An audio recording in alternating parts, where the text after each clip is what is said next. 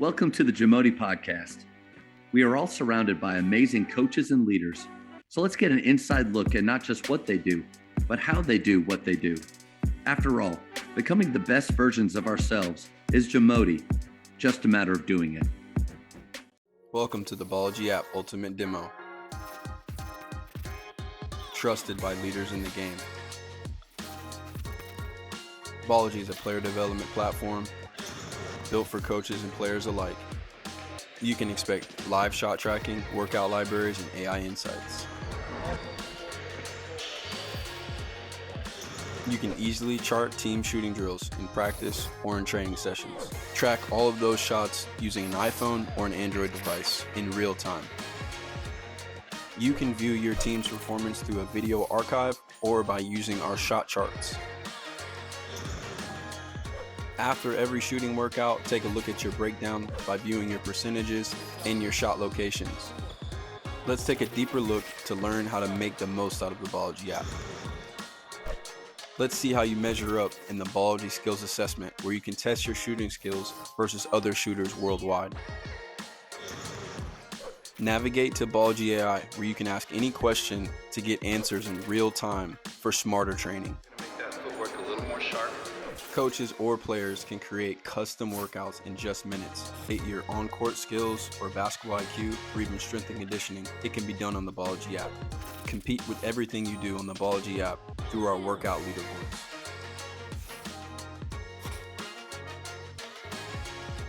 Elevate your game with the Ballology app. Download it for free today. So in 2023-24, you had an incredible season, 36-6. How did this past season go for you? This pretty similar, 34-5, another undefeated district championship, and then we lost in the area round to the number one team in the state, Corpus Christi Vets.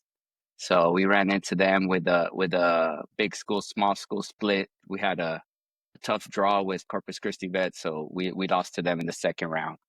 You know, we were at one point going into the postseason, we were 18th in the state. So we're doing pretty well.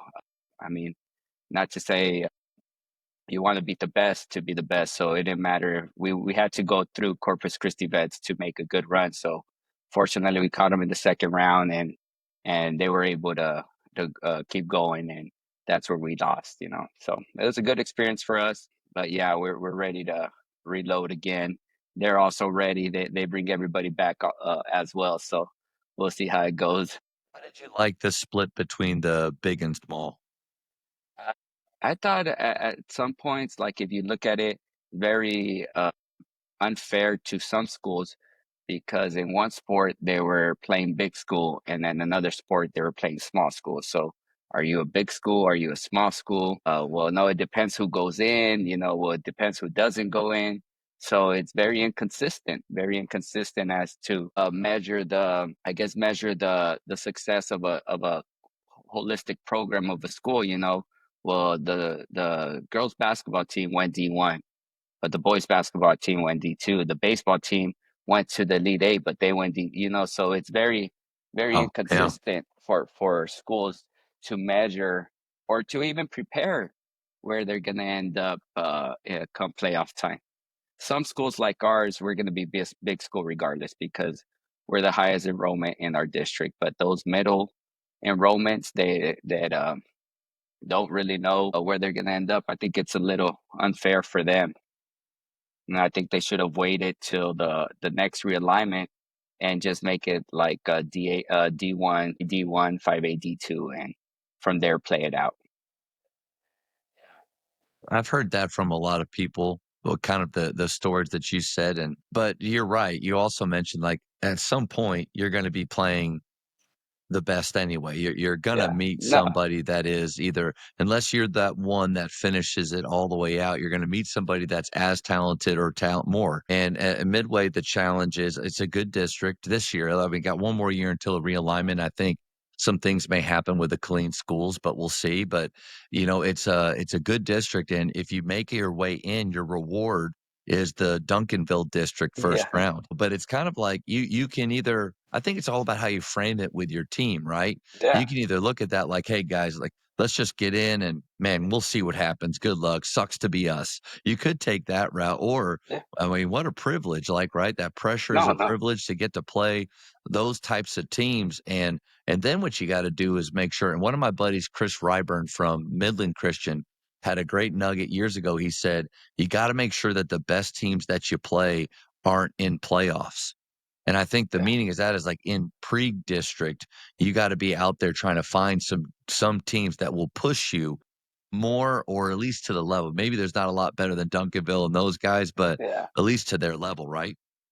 No, and that was the excitement too. That second part of your statement was the approach that our guys brought to our team. Hey, we get through them. Now it's we're the ones to beat. And then not only that, what an opportunity to play the number one team in the state. Not everybody gets to say that.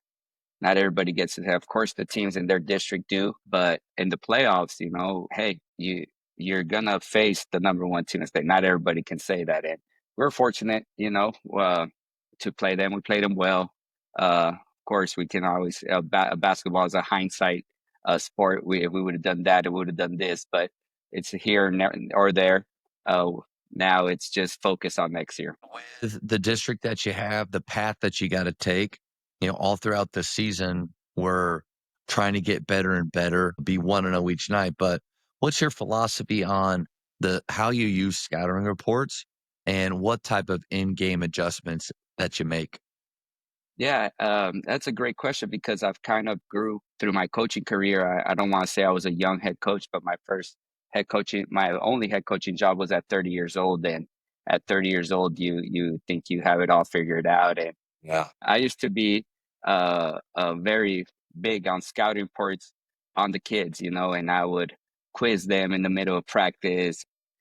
What does this sign mean? Or when he rubs his tummy, what are they trying to do? And what I've learned is I was putting kids in uncomfortable situations, and it was only getting me frustrated.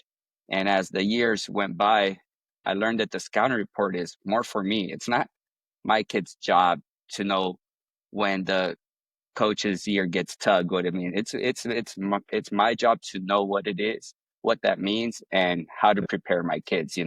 So that's the approach that I've been taking. I think 2 or 3 years now, and I've found it a lot more beneficial to our kids. I don't have to put that pressure on them of knowing if they have a sideline break or if they have a special ATO. If I know it, if I know it's my job to know it, and then I'll relay it like, hey, sideline, we're shooting a free throw, sideline break, push to the sideline.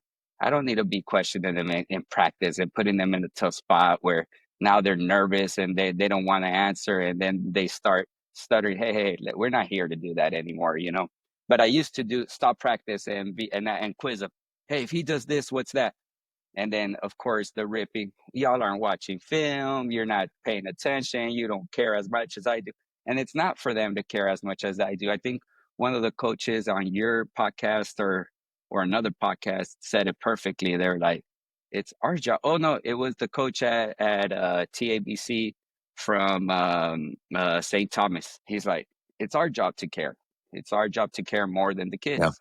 That's Yeah. our biggest job. And so I scout. I do send them text messages with their sets. I do send huddle playlists with their signals. I'll freeze it, put the circle on there, diagram it, and let them know. We did different things. I've done the iMovie that shows the clip, the frame, and the sign. And just send it to them as a text message and let them watch it like a YouTube video, like a TikTok that they watch. And that's helped out. But for me to be on the court and quiz them and see if they know, that's not their job anymore. Like at least in my program, it's my job and my staff's know the scouting report and then to game plan around it and put our kids in a situation where they're going to be successful. I love that. I think you and I are a lot aligned on how you view that as a 30-year-old coach at Faith. My first job, head coaching job, I mean, I was trying to think back to what did Coach Bliss do at Baylor? Well, we had an 8-page packet What did Coach Drew do?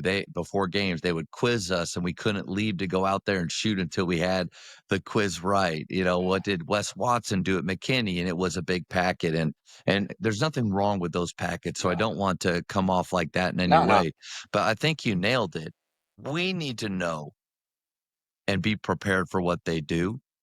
And we need to be able to explain it to them at the right time. But I don't know about you. I got a little bit tired of going into the locker room and seeing the scouting report just on the floor or in the bottom of a locker and wondering and questioning how much time did they really spend on this? And so the question is like, how simple can I make it now? Yeah. How simple can I make it? Maybe with our style of play, how we guard things. Like let's just say if we switch every action, well, then a lot of actions, we already have Yeah. the answer. Like we know what to do, but there's those guys out there, and my hats are off to them. Guys like Daryl Kraft, just retired from McKinney North, that knows he will be at it feels like every game of their opponents, and he will know everything. And there's nothing wrong with that. But you mentioned it too. Like, we want them to care the appropriate amount. Yeah. It's their game, our job. We can't make them care like it's their job, right? Yeah, most of these kids, basketball will end at the high school level. They don't want to be coaches. They don't want to be professional or collegiate athletes. But on the other side, I've had a great group of kids where 3 or 4 of them they care as much as us, and now you got a great team. I had a point guard this year that I would send them.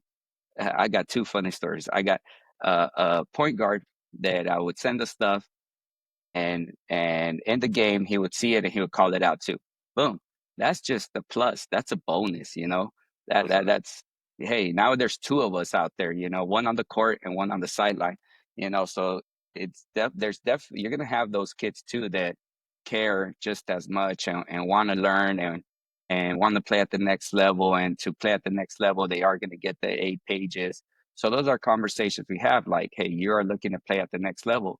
Your scouting should be taken a little bit more serious, not just for me, for the team, but just to prepare you for the next level. And then I have a manager. I've had him 4 years, and he knows more than my players. I'll send the set out a morning. Hey, we're working on these 2 sets. I expect them to read it, right? Come out. Okay, line up. I'm just going to use generic plays. Line up for 1. And a couple of them kind of know. Manager hops off the chair, has a folded paper with notes, and he's like, okay, you go here, you go there, you go there, you go there. And he teaches it to them. And I'm like, wow, he cares, he cares. So that's someone that I'm looking out for, maybe as a student manager, GA, role for the college, because it'll help him because he cares. So you're gonna have no other thing is opposite sides of the spectrum. Guys that care, that want to be better, that see basketball in their future. They want to be a coach. They want to be something at the collegiate level. And then you got the guys that like to play just basketball in high school. Hey, that's fine. I got one that played high school and he's about to be a physical therapist. But he was a great player for us. But I'm not going to harp on that kid to know XYZ every single time. He was a good player for us. We won district championship with him. Now he's going to be a physical therapist. That's what he wants. Why am I going to put that amount of pressure if he doesn't see basketball as a future career? So kind of meddling those balances, it's tough as a coach, because we're in this profession because we have a passion. We have passion for the game and the passion for kids, and to have that passion met sometimes is like, well, let me take a step back. They don't want to be in my position one day, and sometimes they're going to be in a better position than what we are in right now, and that's kudos to them, better for them. Yeah. I love that. That's a great point, to know based on what their aspirations are. Those that do want to play after, maybe we do get deeper with them and not hold them to a higher standard, but a different standard based on what they want to do. But then those that are like just in it to be, this is their basketball journey. It's going to be over soon. I think it all goes back to knowing your players. Thank you for checking out today's episode. Please take a moment to subscribe to this podcast, share it with your fellow coaches, and find us on social media for what's coming up next on the JAMODI podcast. It's just a matter of doing it.